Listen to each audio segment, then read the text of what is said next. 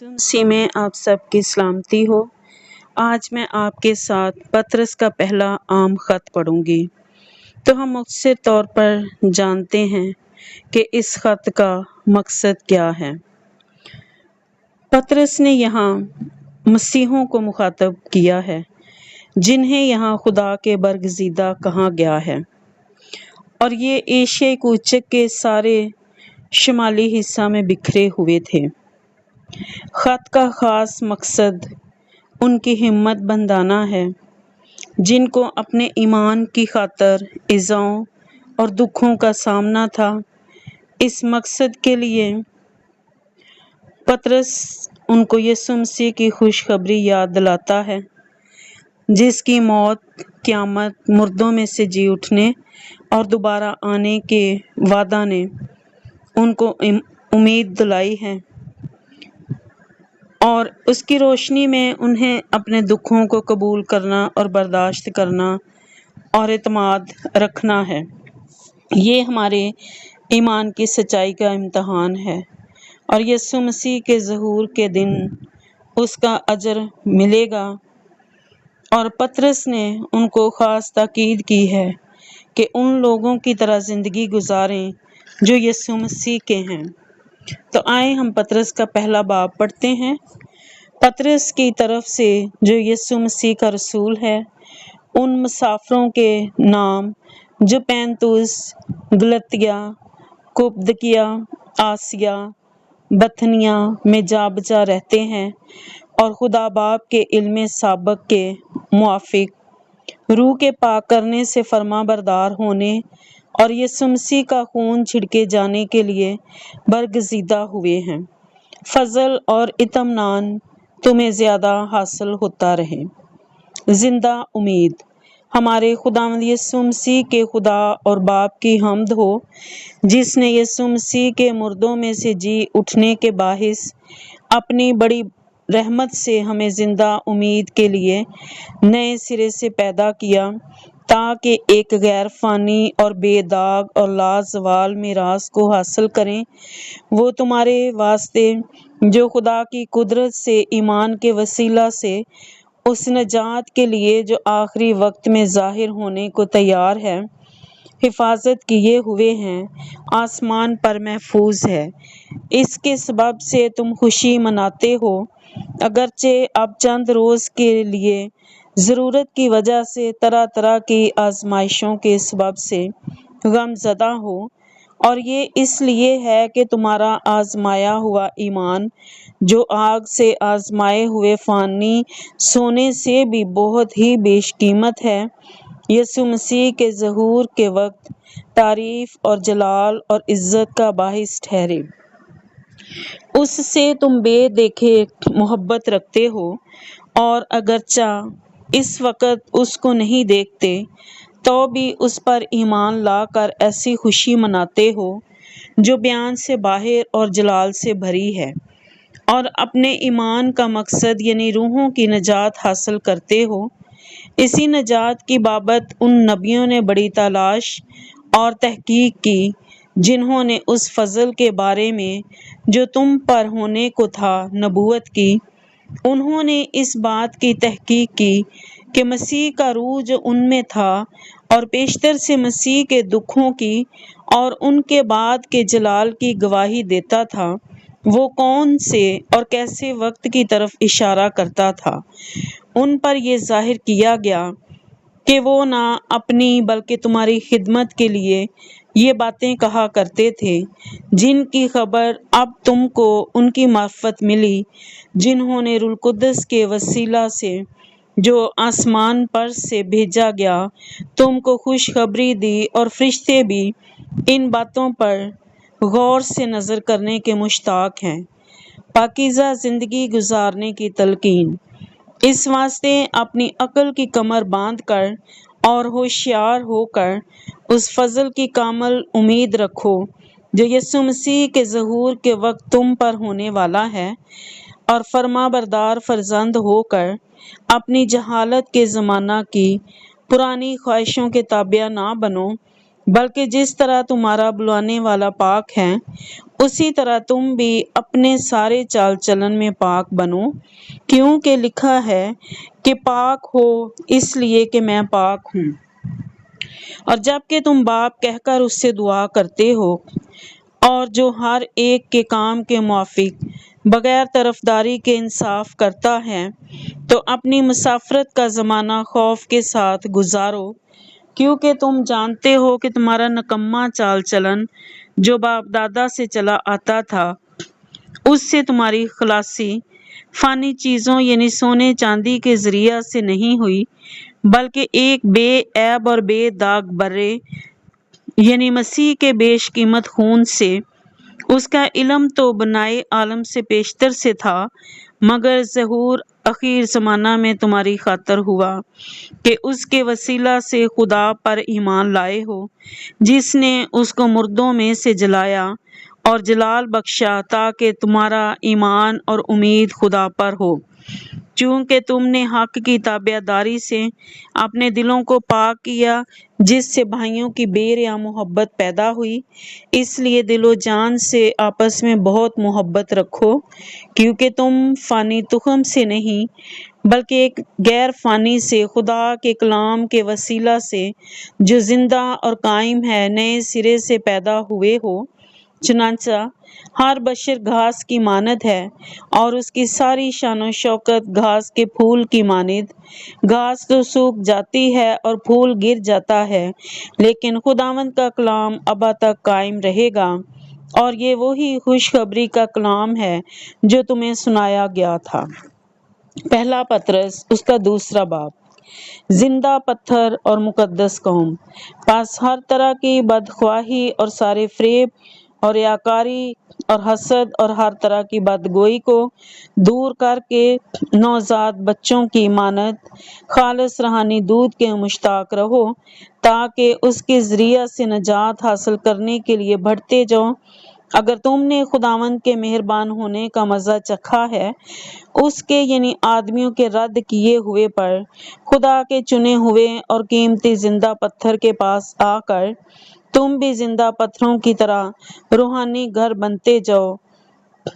تاکہ کاہنوں کا مقدس فرقہ بن کر ایسی روحانی قربانیاں چڑھاؤ جو یسوع مسیح کے وسیلہ سے خدا کے نزدیک مقبول ہوتی ہیں۔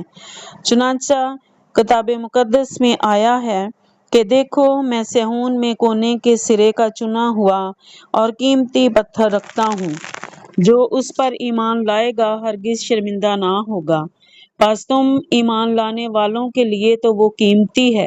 مگر ایمان نہ لانے والوں کے لیے جس پتھر کو معماروں نے رد کیا وہی کونے کے سرے کا پتھر ہو گیا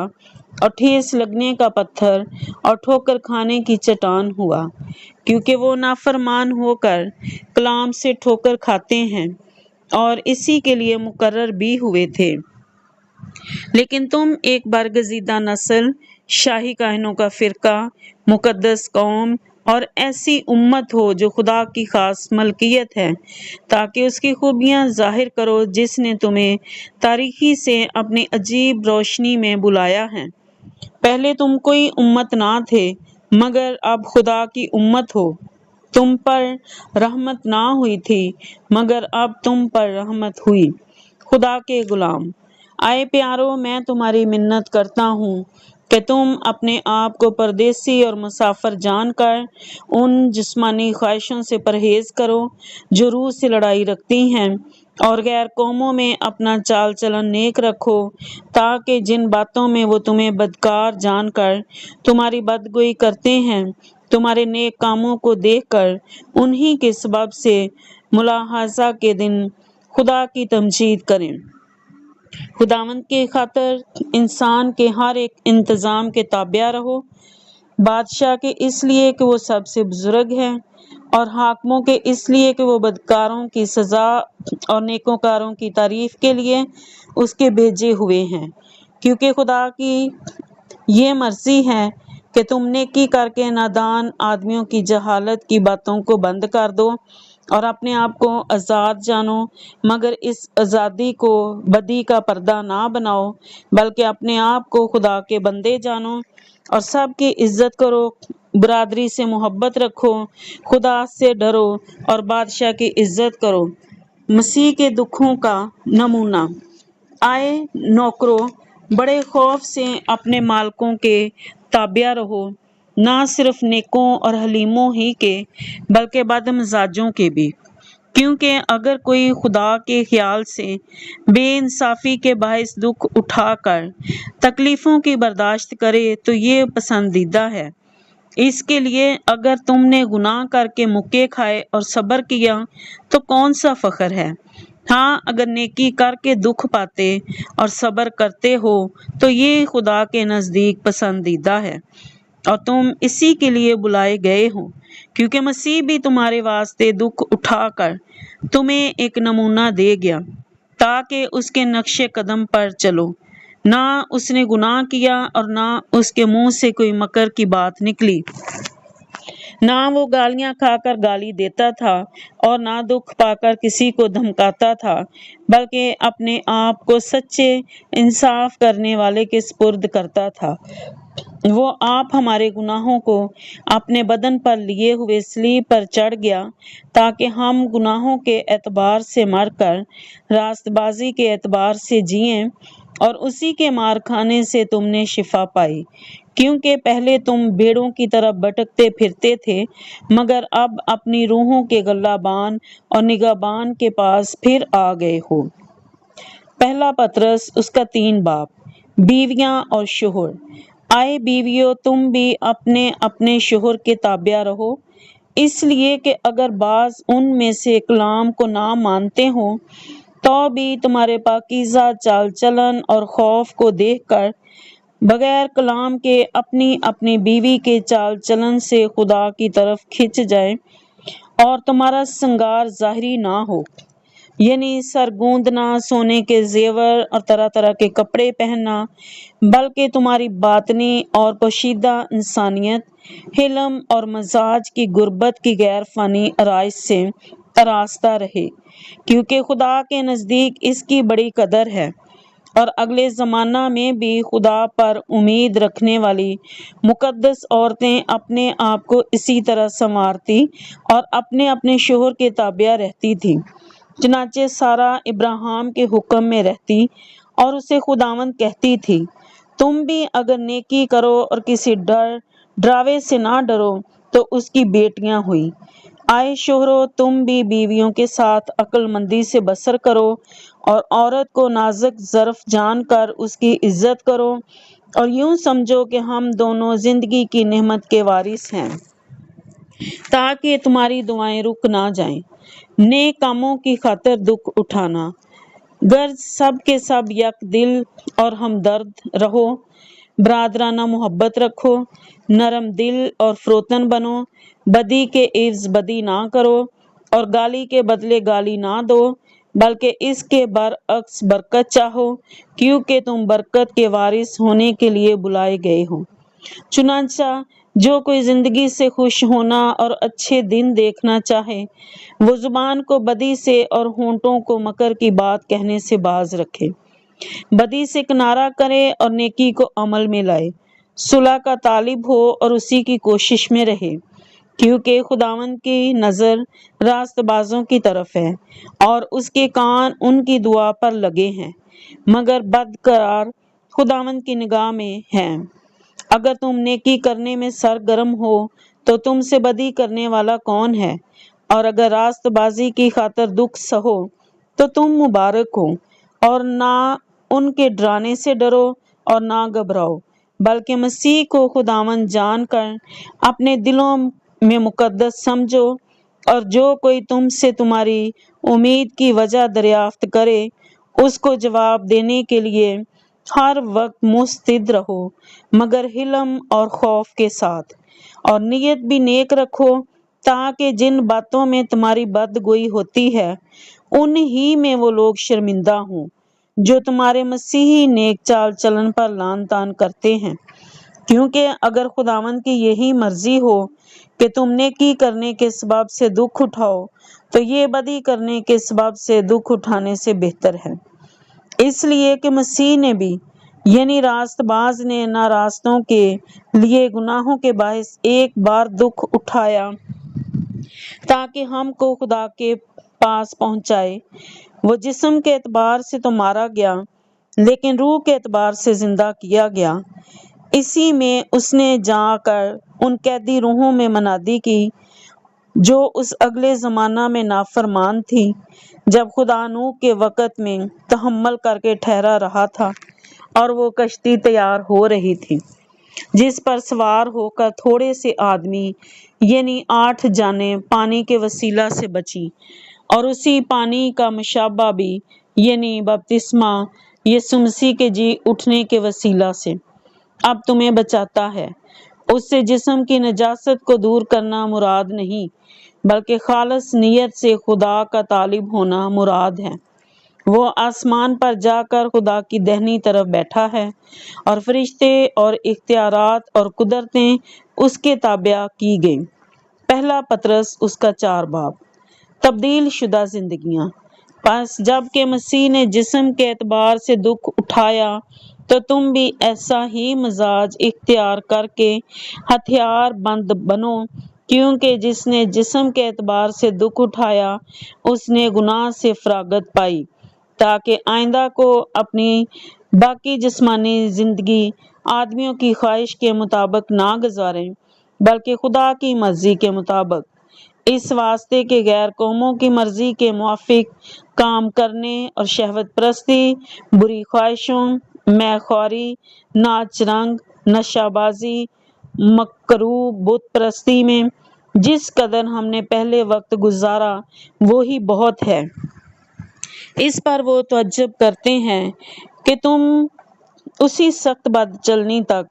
ان کا ساتھ نہیں دیتے اور لعن طعن کرتے ہیں۔ انہیں اسی کو حساب دینا پڑے گا جو زندوں اور مردوں کا انصاف کرنے کو تیار ہے، کیونکہ مردوں کو بھی خوشخبری اسی لیے سنائی گئی تھی کہ جسم کے لحاظ سے تو وہ آدمیوں کے مطابق ان کا انصاف ہو، لیکن روح کے لحاظ سے خدا کے مطابق زندہ رہیں۔ خدا کی نعمتوں کے اچھے مختار، سب چیزوں کا جلد خاتمہ ہونے والا ہے، بس ہوشیار رہو اور دعا کرنے کے لیے تیار۔ سب سے بڑھ کر یہ ہے کہ آپس میں بڑی محبت رکھو، کیونکہ محبت بہت سے گناہوں پر پردہ ڈال دیتی ہے۔ بغیر بڑبڑائے آپس میں مسافہ پروری کرو، جن کو جس قدر نعمت ملی ہے وہ اسے خدا کی مختلف نعمتوں کے اچھے مختاروں کی طرح ایک دوسرے کی خدمت میں صرف کریں۔ اگر کوئی کچھ کہے تو ایسا کہے کہ گویا خدا کا کلام ہے، اگر کوئی خدمت کرے تو اس طاقت کے مطابق کرے جو خدا دے، تاکہ سب باتوں میں یسوع مسیح کے وسیلہ سے خدا کا جلال ظاہر ہو۔ جلال اور سلطنت ابدالآباد اسی کی ہے، آمین۔ مسیحی ہونے کے باعث دکھ اٹھانا۔ آئے پیارو، جو مصیبت کی آگ تمہاری آزمائش کے لیے تم میں بھڑکی ہے، یہ سمجھ کر اس سے تعجب نہ کرو کہ یہ ایک انوکھی بات ہم پر واقع ہوئی ہے، بلکہ مسیح کے دکھوں میں جوں جوں شریک ہوں خوشی کرو، تاکہ اس کے جلال کے ظہور کے وقت بھی نہایت خوش و خرم ہو۔ اگر مسیح کے نام کے سبب سے تمہاری ملامت کی جاتی ہے تو تم مبارک ہو، کیونکہ جلال کا روح یعنی خدا کا روح تم پر سایہ کرتا ہے۔ تم میں سے کوئی شخص خونی یا چور یا بدکار یا اوروں کے کام میں دست انداز ہو کر دکھ نہ پائے، لیکن اگر مسیحی ہونے کے باعث کوئی شخص دکھ پائے تو شرمائے نہیں، بلکہ اس نام کے سبب سے خدا کی تمجید کرے، کیونکہ وہ وقت آ پہنچا ہے کہ خدا کے گھر سے عدالت شروع ہو، اور جب ہم ہی سے شروع ہوگی تو ان کا کیا انجام ہوگا جو خدا کی خوشخبری کو نہیں مانتے، اور جب راست باز ہی مشکل سے نجات پائے گا تو بے دین اور گناہگار کا کیا ٹھکانہ۔ پس جو خدا کی مرضی کے موافق دکھ پاتے ہیں وہ نیکی کر کے اپنی جانوں کو وفادار خالق کے سپرد کریں۔ پہلا پطرس اس کا 5 باب۔ خدا کا گلہ۔ تم میں جو بزرگ ہیں میں ان کی طرح بزرگ اور مسیح کے دکھوں کا گواہ اور ظاہر ہونے والے جلال میں شریک بھی ہو کر ان کو یہ نصیحت کرتا ہوں کہ خدا کے اس گلہ کی گلہ بانی کرو جو تم میں ہے، لاچاری سے نگاہ بانی نہ کرو بلکہ خدا کی مرضی کے موافق خوشی اور ناجائز نفع کے لیے نہیں بلکہ دلی شوق سے۔ جو لوگ تمہارے سپرد ہیں ان پر حکومت نہ جتاؤ بلکہ گلہ کے لیے نمونہ بنو، اور جب سردار گلہ بان ظاہر ہوگا تو تم جلال کا ایسا سرا ملے گا جو مرجھانے کا نہیں۔ آئے جوانوں، تم بھی بزرگوں کے تابع رہو بلکہ سب کے سب ایک دوسرے کی خدمت کے لیے فروتنی سے کمر بستہ رہو، اس لیے کہ خدا مغروروں کا مقابلہ کرتا ہے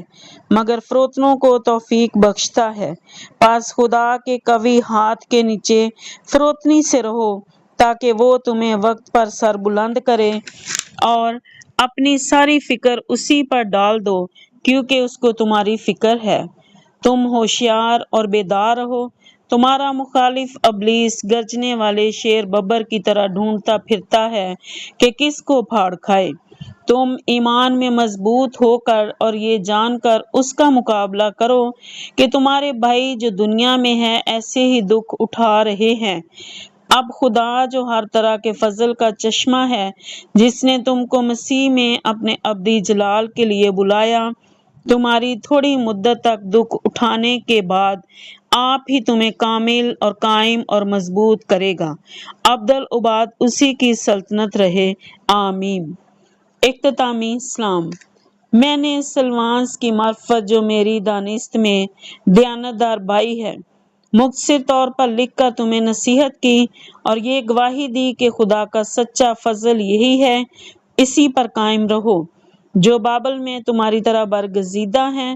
وہ اور میرا بیٹا مرکز تمہیں سلام کہتے ہیں۔ محبت سے بوسہ لے لے کر آپس میں سلام کرو۔